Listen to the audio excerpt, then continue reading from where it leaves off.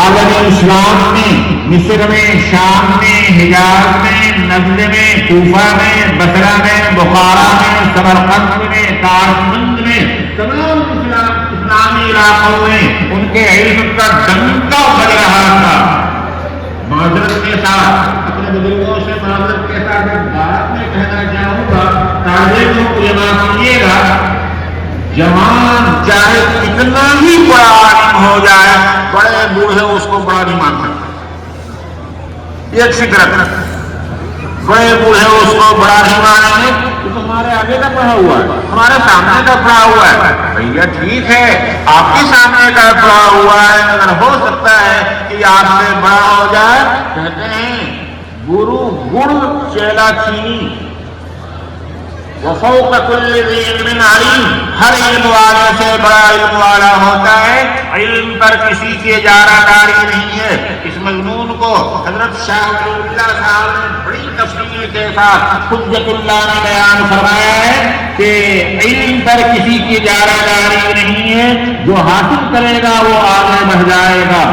بخاری کی شہرت کا ڈنکا بج رہا تھا جب کوفہ پہنچے ہیں تو وہاں کے علماء نے کہا میاں یہ اور حدیث، یہ بچہ اور حدیث جانے گا۔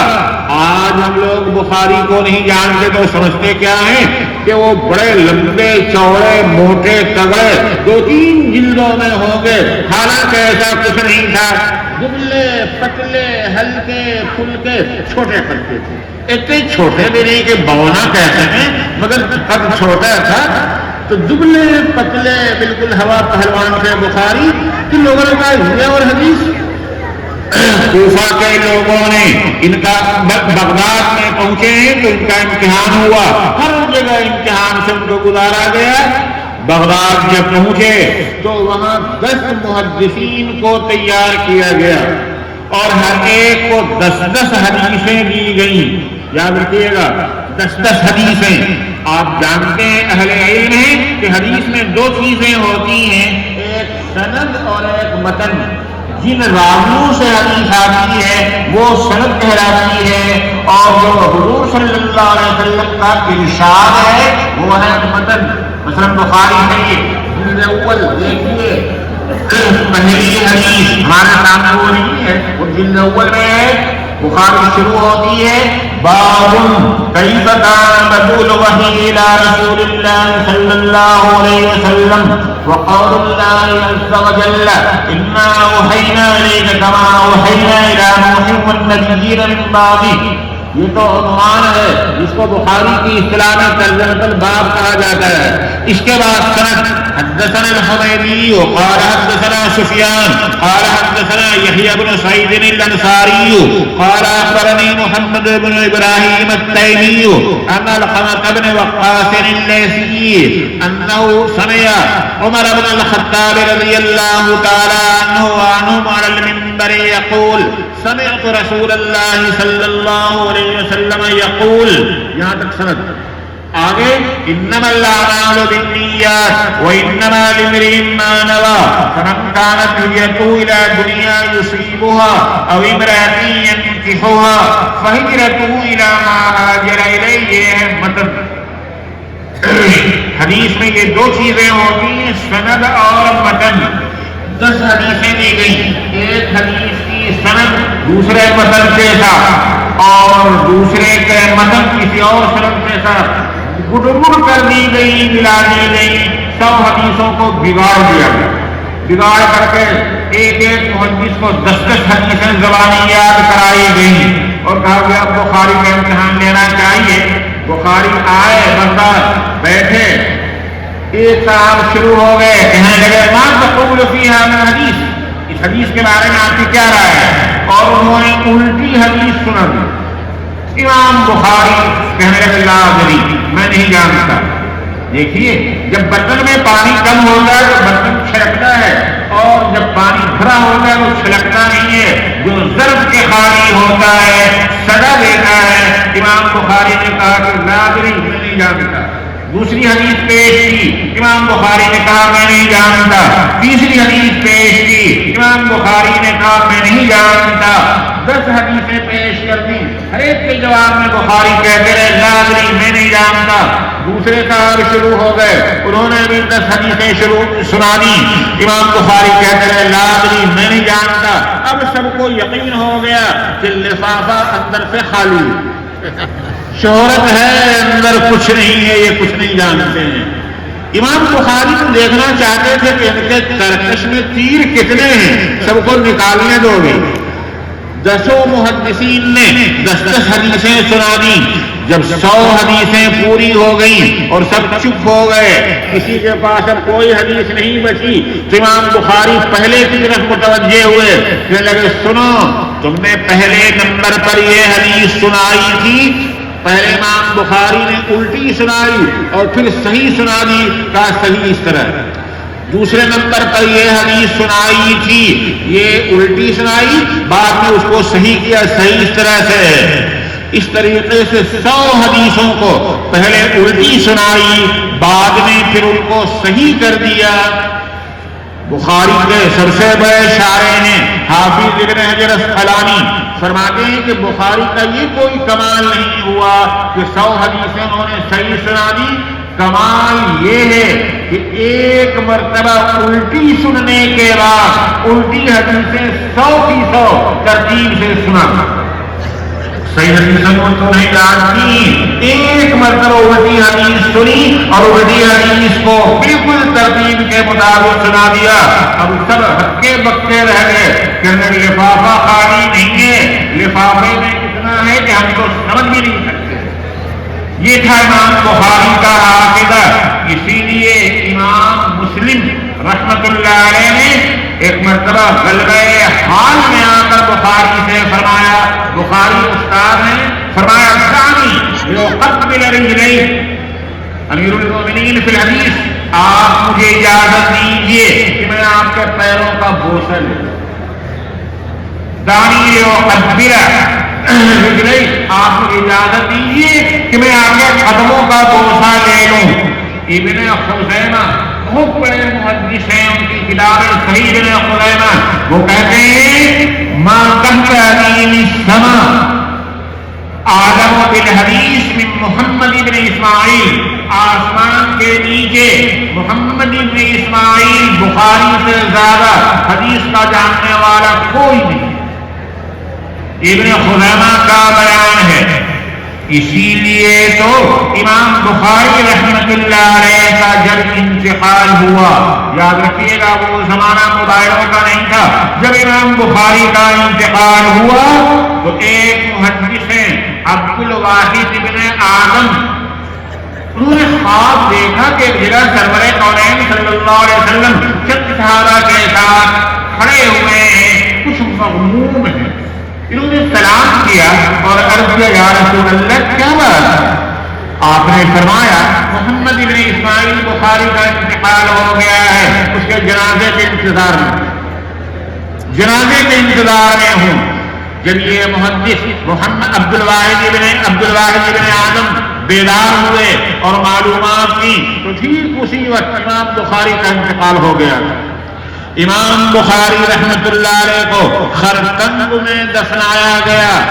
مرنے کے بعد جب تدفین ہو گئی تو حضرت کی قبر کی مٹی سے مشک جیسی خوشبو آتی رہی. لوگ مٹی کو تبرک کے طور پر لے جاتے تھے, اپنے گھروں میں رکھتے تھے, صبح مٹی ڈالی جاتی اور شام تک قبر خالی. ایک زمانے تک یہ سلسلہ چلتا رہا تو دعا کی گئی یا اللہ اس کرامت کو موقوف کر دیجیے ورنہ قبر کی حفاظت مشکل ہو جائے گی.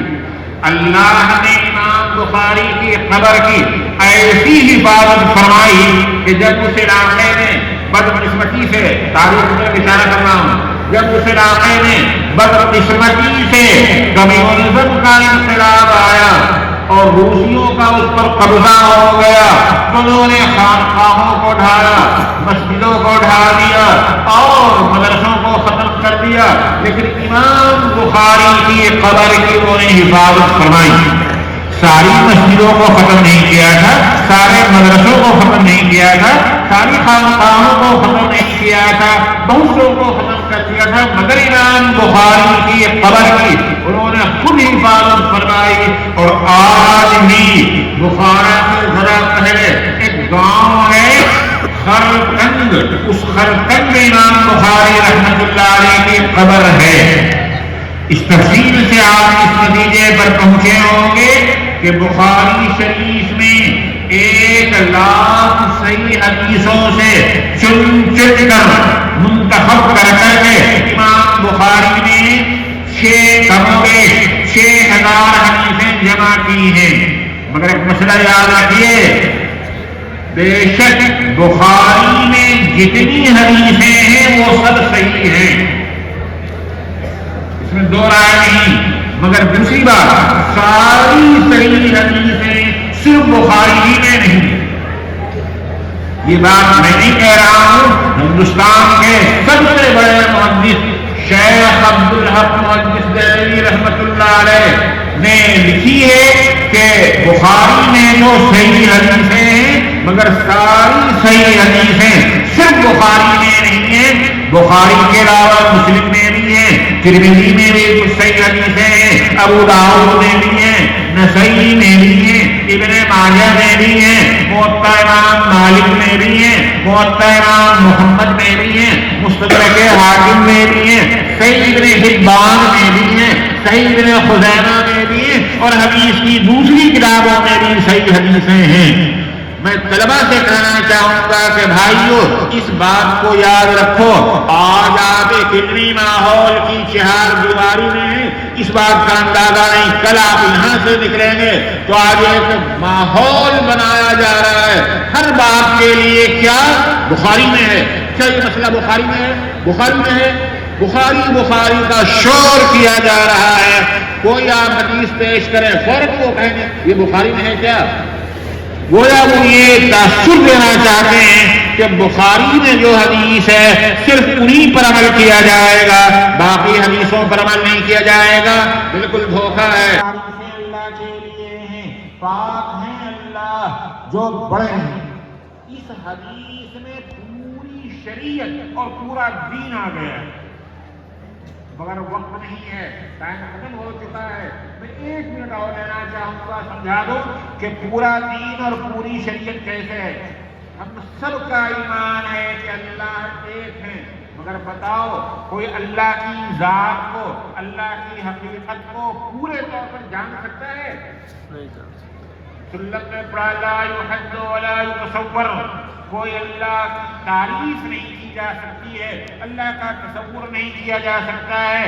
اللہ کی حقیقت کو، اللہ کی ذات کو کوئی جان نہیں سکتا۔ ہمارا علم، ہمارا ذہن محدود اور اللہ کی ذات غیر محدود، محدود ذہن سے ہم غیر محدود کو جان نہیں سکتے ہیں۔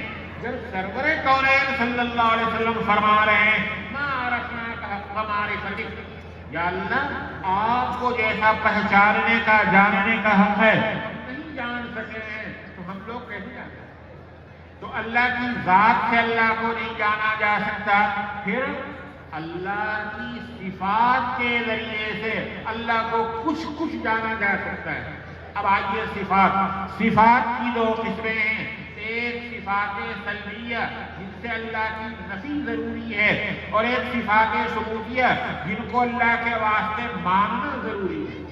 جن صفات کی نفی اللہ سے ضروری ہے، آپ نے شرح قیاس میں پڑھا ہے، اللہ تعالیٰ جسم نہیں ہے، اللہ جوہر نہیں ہے، اللہ عرض نہیں ہے، اللہ شکل و صورت والے نہیں ہیں، اللہ مرکب نہیں ہے، اللہ متباعد نہیں ہے، اللہ تعالیٰ کسی کیفیت کے ساتھ متصف نہیں ہے، اللہ زمانی نہیں ہے، اللہ مکانی نہیں ہے، اللہ کے علم سے کوئی چیز باہر نہیں ہے، اللہ کی قدرت سے کوئی چیز باہر نہیں ہے۔